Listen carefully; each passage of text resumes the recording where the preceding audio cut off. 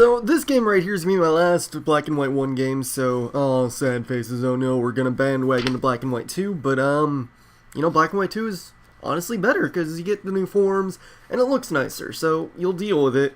It's not too much of a change, it's, you know, it's a good change. But anyways, hey guys, as well, got a Black and White 1 match here against, well, I meant to say OU match, but whatever. Last Black and White match here from me against, axel494.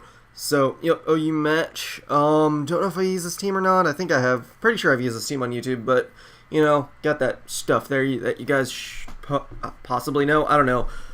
His team, looking at it, nothing really too threatening on his end. Like, I see he's got in general synergy. He's got, like, double fires and then water grass, dragon, steel. So, in general, the synergy is going to be a little bit annoying, but I shouldn't have too much trouble dealing with any individual Pokemon. So, really, for the most part, like, the only thing that's going to present a true threat is going to be, like, Starmie with the synergy with the rest of his team. Otherwise, I should be able to handle most of his shit just fine. So, not really going to worry about any specific threats for the most part. So, leads on his end, I mean, most of his potential leads that could go up against Mienshao don't really threaten Mienshao that much, unless it's like, because I can fake out all of his guys and then I can do something after, so it's not really too much of a concern to really care per se as much about anything. So I might as well just go off with Mienshao and see what he's got going up his sleeve.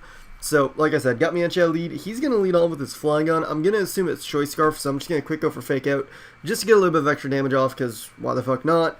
And I know here he might just go for a U-turn, but I don't want to risk him going for Outrage or Earthquake, because it does have a chance to take me out, because Mienshao's defenses aren't really anything to speak of. So I'm going to go to Gliscor to take the hit and get Poison Heal working on my end. So, seems like the best possible play to make right now, but he's going to go to this Heat Train right here, and he's got the balloon, so I can't do much to him. Well, I mean, I could Ice Fang him, then kill him off with the Earthquake, but I'd rather just go to something else to try and take this Heat Train on, which I decided Hydreigon should be able to take on most of its hits and hit a Focus Blast on it, so that's going to be the game plan here. So Focus Blast goes off, actually hits, so that's pretty special as a matter of fact, because, you know, Focus Blast hitting, that's always nice, and hit him down pretty low with it. Don't quite take him out, didn't expect to take him out, but he's going to go for Hidden Power, which is Ice, which I'm glad now that I didn't stay in with Gliscor to try and Ice Fang and Earthquake him. So now I figure he's going to want to go for another HP Ice, so I'm just going to go out to Mienshao, because I should be able to take one, and then Fake Out U-turn should be able to take him out, so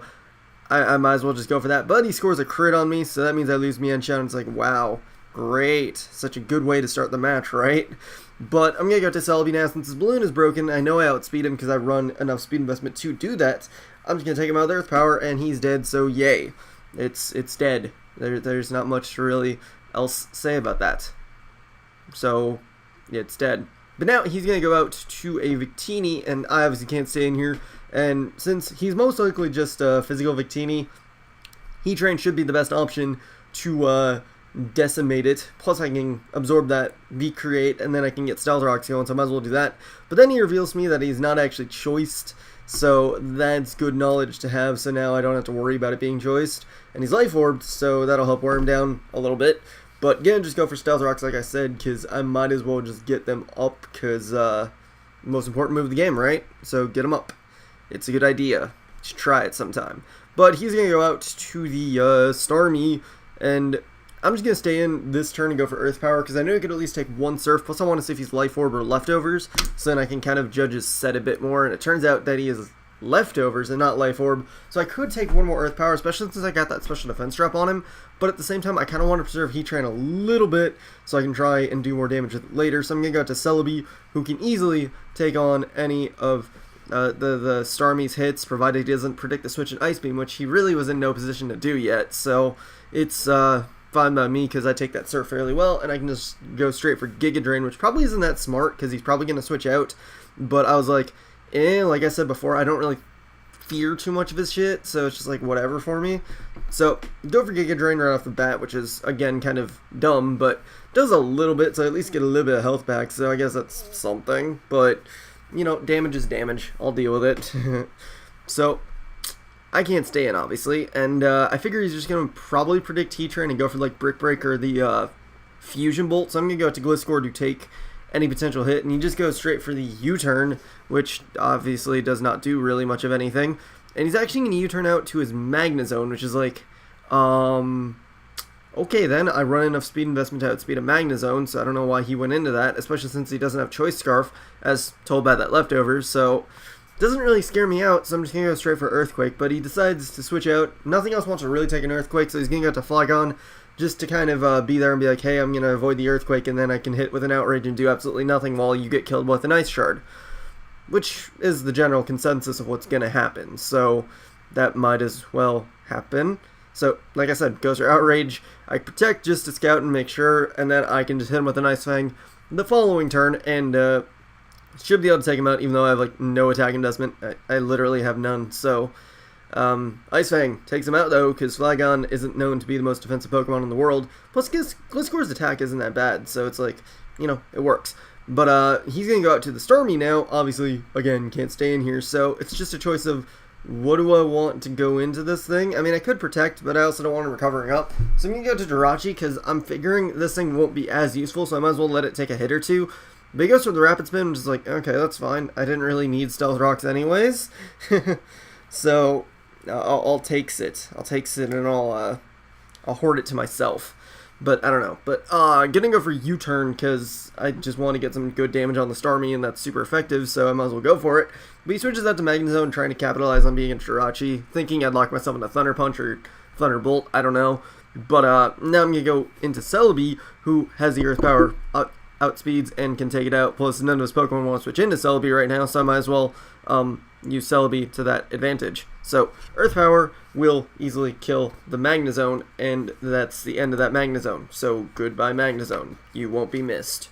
So just know that you won't be missed, and I have plenty of reasons why I'm better than you. But, no, the point is, it dies. Now he's going to go to this Roserade. Yeah, no, let's not stay in here. Let's go to Heatran, because I can take any potential hit, and if I get too threatened, it's like, whatever. But now I have a reason to kind of actually keep Jirachi around now that I think about it, but let Heatran go to sleep, because it's not going to be that useful in general. Well, I mean, it actually will be, but, I mean, it's better as sleep fodder at this point. So, just going to try and wake up, because I really have nothing better to go for, so I might as well use these turns to be useful, right? But he's going to go Victini, go for Fusion Bolt, which proves he does not have Brick Break. That or he's predicting some weird-ass switch, which I really had no reason to switch at this point. It's not like Heatran was going to be that useful. I mean, sure, Roserade, but, not that useful. But he's going to go for Zen Headbutt here, and I'm like, okay, nice switching moves predicting me to switch, even though I wasn't going to switch. But either way, Heatran's dead, so it doesn't really matter. Would have liked to get rocks up again, but beggars can't be choosers. But now I'm going to go to Jirachi. I know U-turn at that range will take it out, so I might as well just go straight for it. But he's going to switch out to Roserade right off the bat, and I'm like, okay, that's fine. I get a little bit of extra damage off, and then I free switch a Hydreigon so that I can try and fire off a Draco Meteor and hopefully take it out. So, because the thing is, I'm for some reason predicting it to not be defensive because he had Sleep Powder, because if he had Sleep Powder, that means he doesn't have Spikes, and if he doesn't have Spikes, that means he's probably not defensive, even though he has leftovers. But logistics, I don't know why logistics, but I missed the Draco. Really, really, really annoying, as a matter of fact, because now that Roserade lives, and it has Sludge Bomb, so I'm like, oh, what do I do? What do I do? Because I think I have Celebi and Gliscor left, so really at this point, that matchup is not that good against what he has left. So just gonna go for Iron Head, hopefully do a ton of motherfucking damage, and I actually get a crit and take him out, so, you know, I kind of get revenge for that Draco Meteor miss at least, so that's something. But now he's gonna go into Starmie, which I don't really fear because I have Celebi, so I'm just staying in an Iron Heading because I have nothing better to do, because I want to try and not switch in Celebi to take extra damage. So gonna go for another Iron Head, get another flinch, so I kind of just flinched this Starmie to death, which really at this point it didn't really matter, because with the core of Gliscor and Celebi, I could have taken out his last two guys. It all would have mattered about the Roserade, but then again, Roserade wasn't going to be that threatening, so the point is I take out Starmie, so that's kind of funny, because now it's dead, and I get to Iron Head of Victini now, and I don't quite kill it, but then it flinches, so really it just makes it, turns it from like a 2-0 or a 1-0 to a 3-0, so it's not that bad, but take out the Victini with the Iron Head, and that will be the match. So good game, axel494. That was a game, all right. But yeah, hope you guys enjoyed. no LP part today because I was up really late and I didn't get any LP parts recorded. So you'll get one tomorrow, but I don't have the time right now. But I also just don't feel like it right now. So yeah, no LP part today. So that's it for today. So hope you guys enjoyed, etc. Blah. Comment, sub, and later, guys.